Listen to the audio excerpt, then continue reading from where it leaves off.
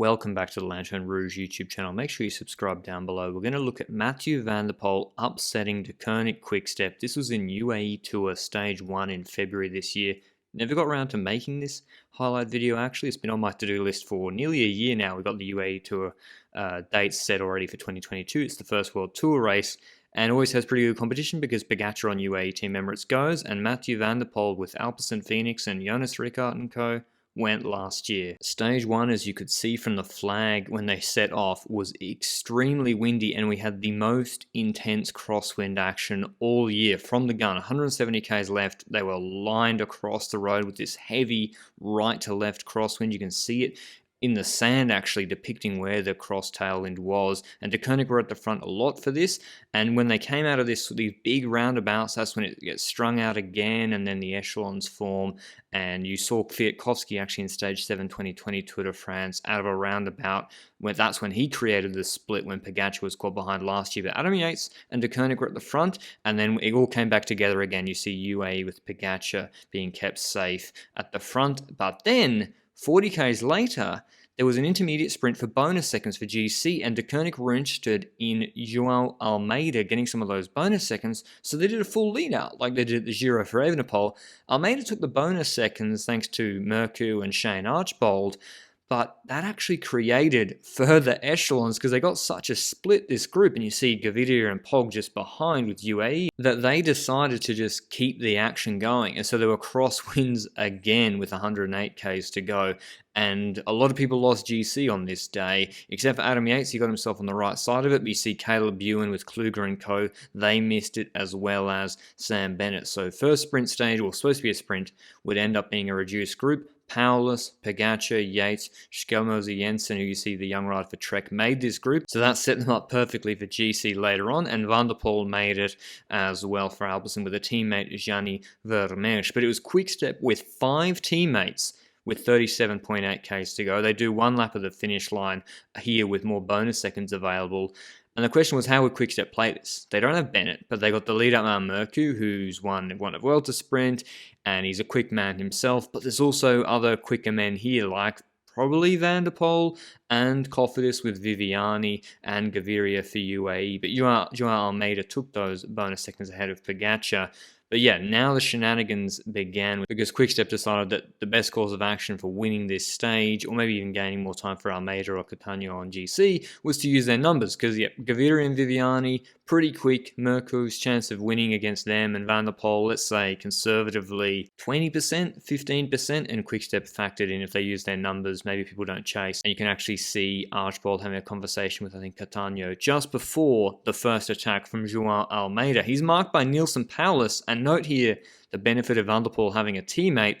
Vermeersch for Alpecin marks this move. He's quicker than probably both of those guys at the finish, marks that move, and Van der Poel gets to sit in. So tick 1 for Philipsen Phoenix, and Van der Poel's able to stay in the wheels for the entirety of this finish. And then UAE will chase this because Almeida's a threat on GC, and so it all comes back. Then Quickstep Counter again with Masnada, marked again by Vermeersch for Philipsen Phoenix. Mikkel Bjerg blows up, so it's Gaviria. This was what was curious about this stage. Fernando Gaviria didn't trust his sprint at all. He first marked this move with Masnada and Vermeersch, and then Paulus tries to jump across again, and then everyone jumps in. Then Cofidis, who have 2 riders plus Viviani, start to pace it back, and so that comes back. It's just surprising from Gaviria, and he'll go again later on. And then this is the one that really sticks with 6.2 k's to go.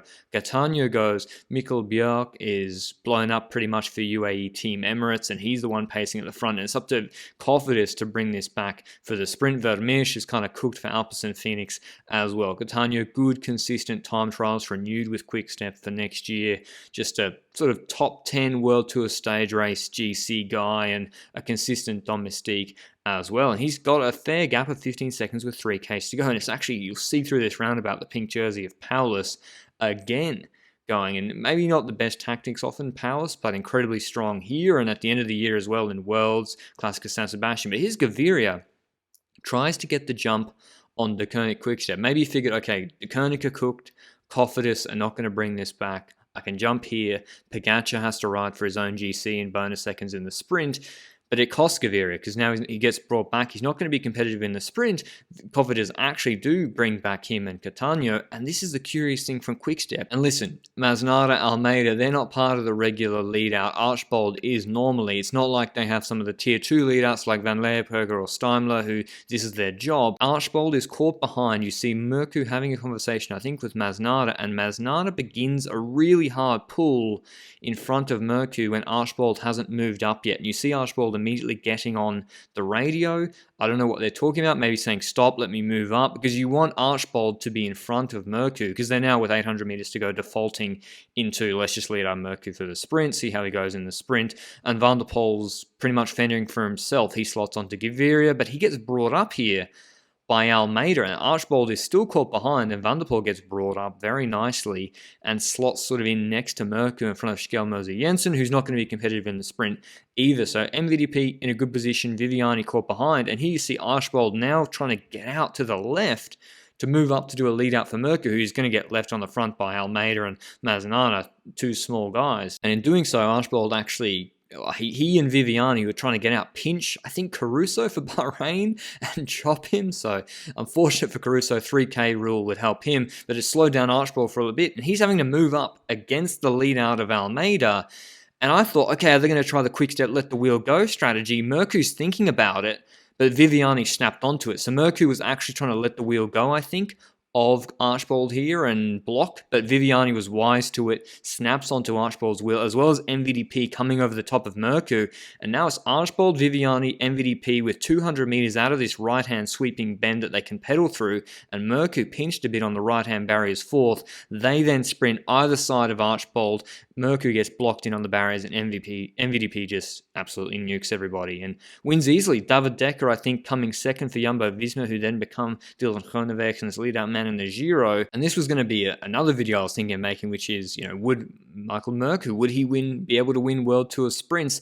I think so, if he had. The problem is he doesn't have himself leading himself out if he was going for sprints, and this was more of a reduced bunch sprint. And so this video I want to discuss for the rest of it is, could Mathieu van der Poel, if he wanted to, if he changed a few things, could he be a top 5 bunch sprinter? Because he rarely or almost never actually contests bunch sprints as he's being shepherded after this win. This is a reduced bunch sprint where, to be honest, they all kind of just got organized really, with like 700, 800 meters to go. It's not like the big Grand Tours where there's 100 riders fighting for position from 20 kilometers to go. But if you look at his raw numbers, say Milano San Remo, which is a long day but easy day for the first 5.5 hours, he had to go for a long sprint, and he did 1434 watt peak with 959 watts for 30 seconds.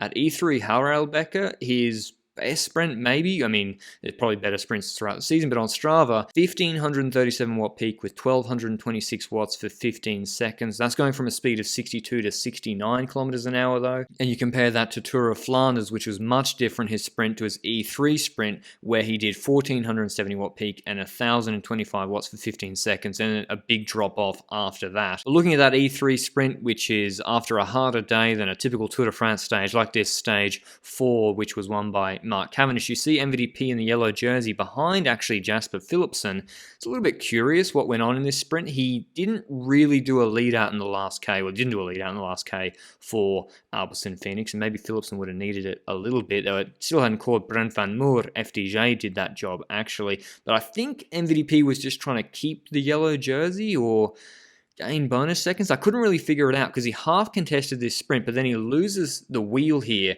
and goes behind Case Ball, and that's the concern. You can have all the watts in the world, but when it gets to a sprint with the size of the trains and the number of riders fighting for limited space here, and like a Tour de France sprint, it's not just about the watts, and you can't win from where he is right now, even though you see him kind of moving up. Like, again, I always found it curious. I never really figured the explanation for what he did in this sprint, because like he's never going to lose time, and he kind of does sprint, and then he stops here And as he's coming around the long way and pretty much gives up, but still beats Case Bowl and all these other riders, or maybe it was Niels Eckhoff rather, who weren't trying. So I think positioning would be a problem for MVDP, and riders, and Wout van Aert similar. Like, he has a lot of other things he's trying to do throughout the season. This is stage 6, where he just does a more traditional lead out for Alpes and Phoenix, and he actually can't bring them up past Ballerini, despite Ballerini pulling for longer, which was kind of surprising to me, actually. I thought he'd be able to bring them past them. But yeah, it's not just about the watts, it's about your will to be in dangerous situations when,